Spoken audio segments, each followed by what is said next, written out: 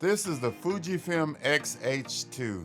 This review isn't a review with a production model or a loaner. This is a real-life review with a camera that has the latest upgrade. Let me stop talking and show you what this camera can do.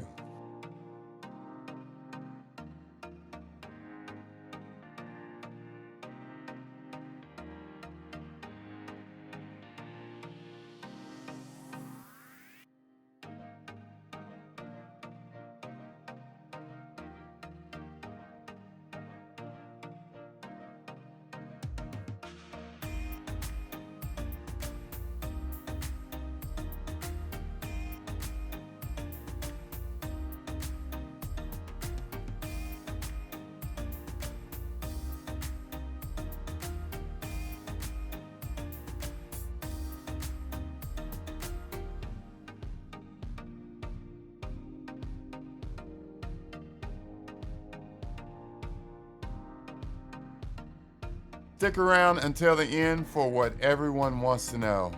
How's that autofocus tracking?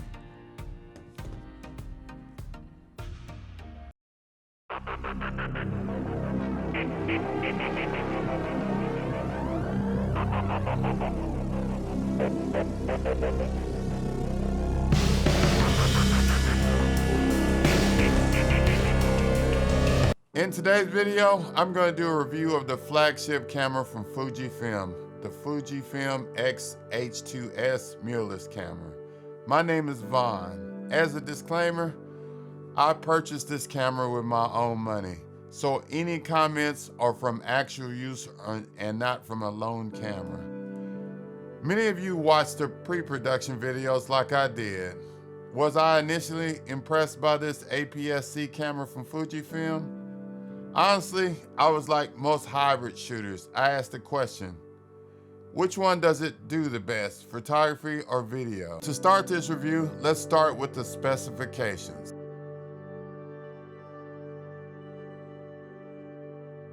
I will leave a link in the descriptions below where you can look at the longer list of specs for this hybrid camera. Now that the specs are out of the way, let me show you the design of the Fujifilm X H2s. That just rolls right off your tongue. Being an APS-C camera, I was expecting a smaller camera, but it's about the same size as my Nikon Z9 II. This camera looks and feels like a professional camera. After all, it's Fujifilm's flagship camera. This camera weighs in at 660 grams.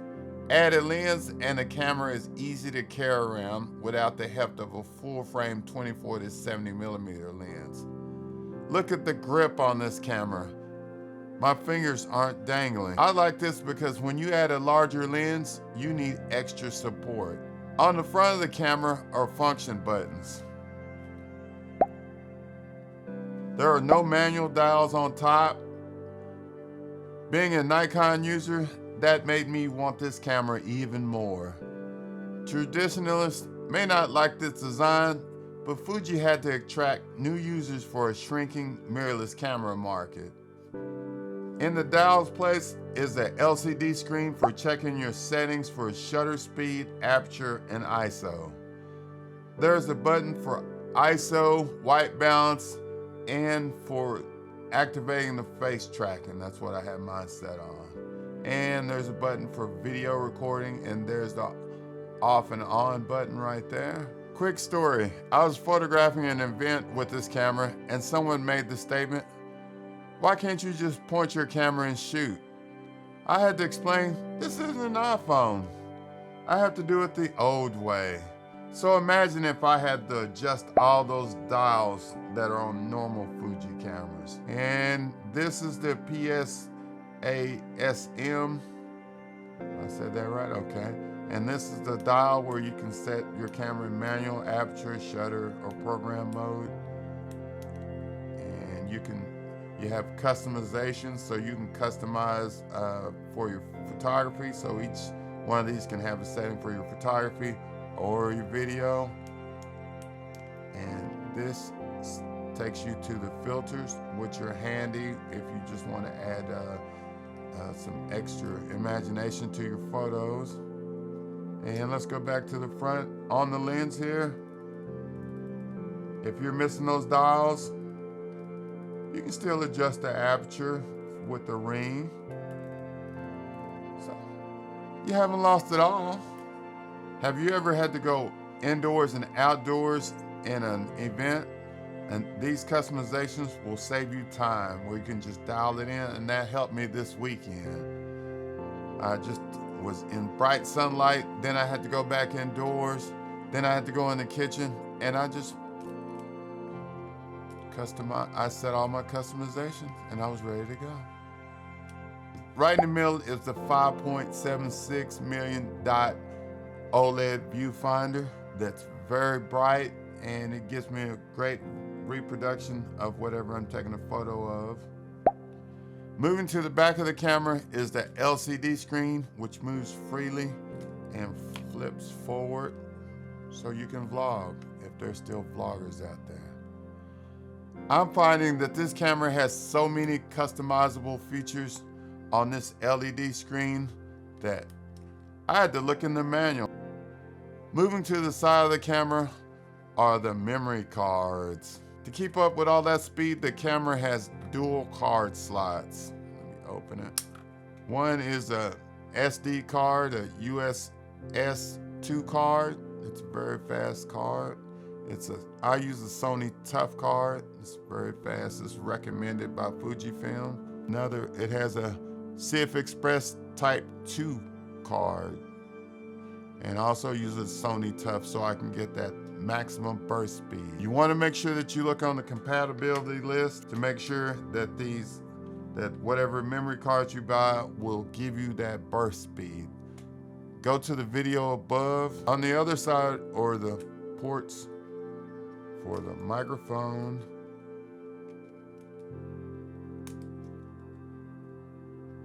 the headphone, HDMI. That's a full-size HDMI port, people. Full size, not a mini.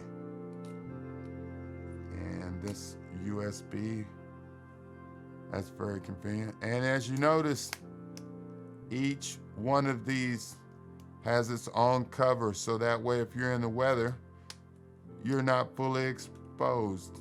And as you know, this camera is weather sealed. And let's move to the bottom, take the battery out.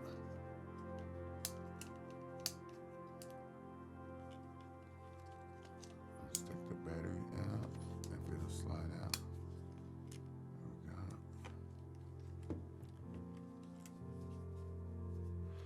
This battery lasted me 2 hours out in the Texas sun. I was able to take some photos in burst mode, test the autofocus system, and do some video in 4K. If you want to conserve your battery, you can use the battery modes, economy, normal, or use boost to use the 120 frames per second refresh rate for the EVF. Now that I talked about the specs and the design of the Fujifilm X H2s, let's move on to the photography. This mirrorless camera has an electronic and a mechanical shutter. I use the automatic mode that chooses between the electronic and the mechanical shutter mode. But to use the high burst mode, you must use the electronic shutter. The mechanical shutter on this camera is so quiet that during an event, I pressed the shutter button and didn't realize that the camera had taken 2 photos. I purchased this camera because of the CMOS stack sensor. Does this ring a bell? The Nikon Z9 and the Sony A1 both have stack sensors. This stack sensor, the brand new X-Trans CMOS 5 HS sensor, is 4 times faster than the Fujifilm X-T4.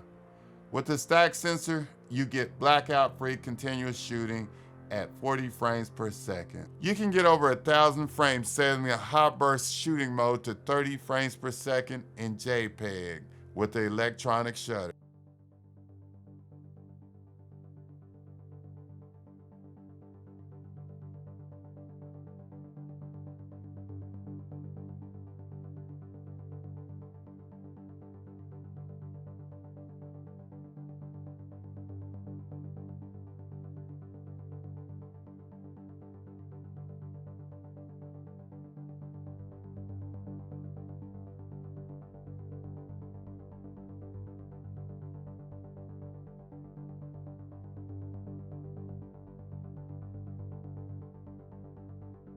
Using in-body image stabilization or IBIS with this camera is easy. Fujifilm says this camera offers 7 stops of shake correction.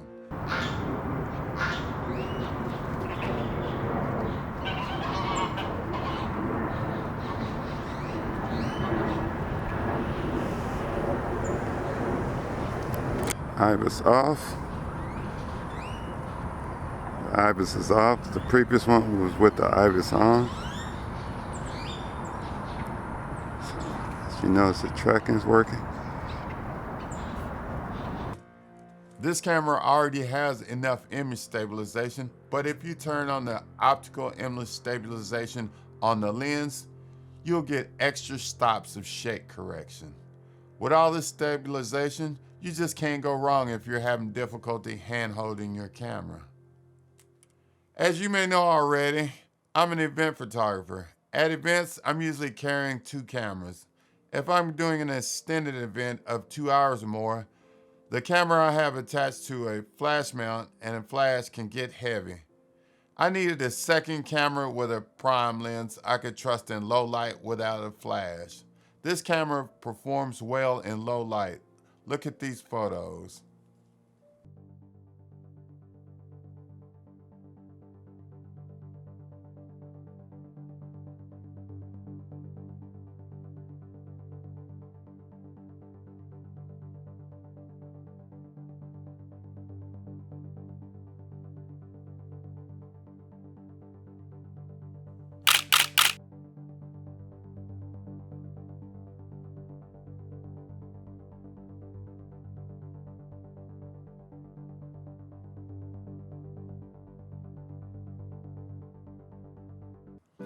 The Fujifilm X H2s has an ISO capability of 51,200. Its dynamic range can compete with the Nikon Z6 II, which is the full frame camera. APSC or crop sensor cameras have the knock that they get noisy above 3,200, but I used this camera this weekend for a test shoot. The results competed with my main camera, the Nikon Z6 II. Fujifilm has added something special to the files that this camera creates. The files tend to have this movie-like quality that I just can't explain. I was surprised by how it renders skin tones indoor and outdoor.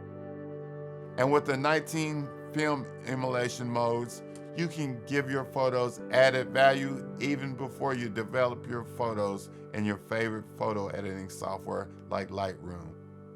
I had a Panasonic GH4 and I still have my Nikon Z6 II, but this APS-C or crop sensor camera makes everything seem more cinematic.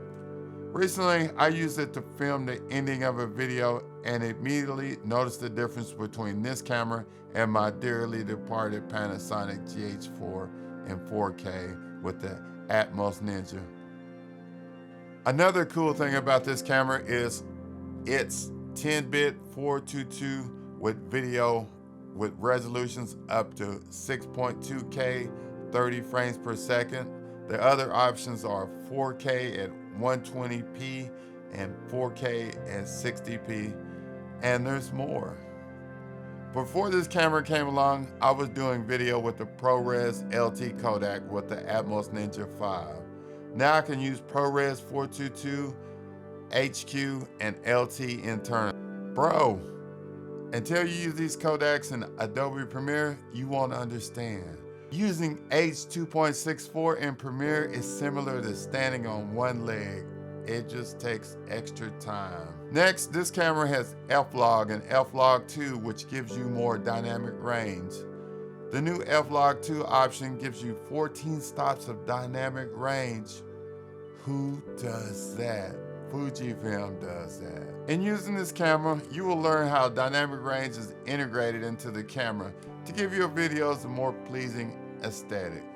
After reading the manual on using the photography and video settings, my initial thoughts were, I finally have a technical camera that has a lot of tweaking for every taste. Techno personality, then this is the mirrorless camera for you.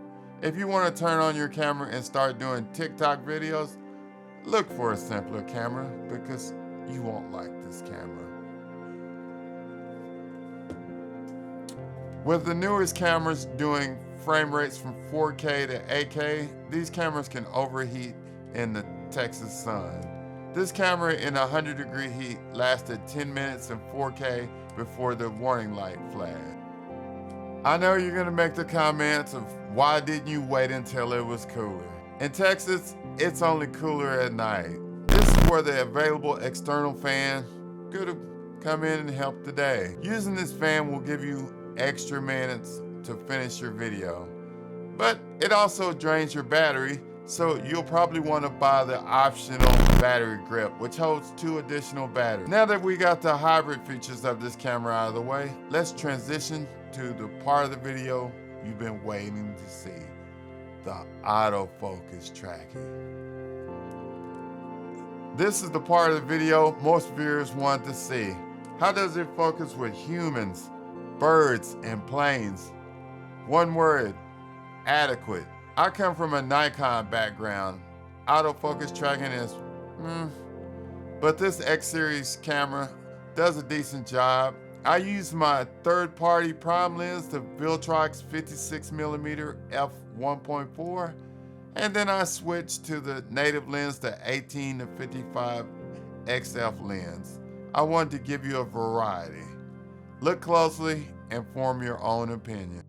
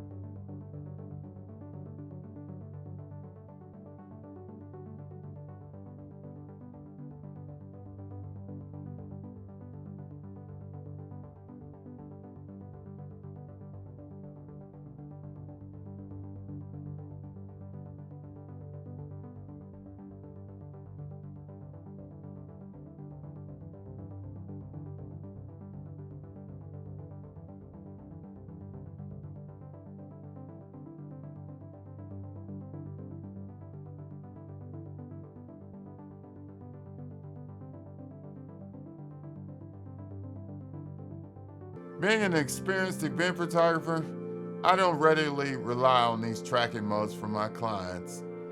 Even if the camera locks onto the subject, sometimes the focus point might be off the target momentarily when you push the shutter button. These cameras have to make calculations in split seconds. Even with intelligent IA features, users still have to tweak settings depending on whether the subject is static or fast moving. From my experience, having the proper exposure and having a subject with high contrast helps the camera lock faster on the subject. At one time, I thought about purchasing a Nikon Z9 due to me being a Nikon photographer, but I needed a camera that could do competent video at an affordable price. $2,400 may seem like too much for an APS-C camera, but what you get in return is hard to pass up. Have you priced a Nikon Z9 at $5,500 and the Sony A1 at $6,500? With this camera, you get some of the tech at half price. In the comments, you might say this is comparing apples to oranges, but you have to remember, it's all fruit. One day, I'll eat some apples, and the next day, I'll eat some oranges. Who would I recommend this camera to? I would recommend this camera to more experienced photographers and videographers that want a camera that they can fully customize to their needs. If there is a fault in this camera, it's in the learning curve. As mentioned, there are customizations for Kodaks, formats, autofocus, IBIS, buttons, and the list goes on. With all the customizations and settings, I found myself looking through the manual and looking at videos from Tech. It helped me through my transition with Fujifilm. So if you're looking for a camera for travel, pick another camera. If you want to vlog, pick another camera, even though the screen flips out. But if you're serious about getting a hybrid camera that does photography and video well, then get in line and purchase this camera. It's sold out in most places. Keep those comments coming and watch my other Fujifilm videos. And thank you for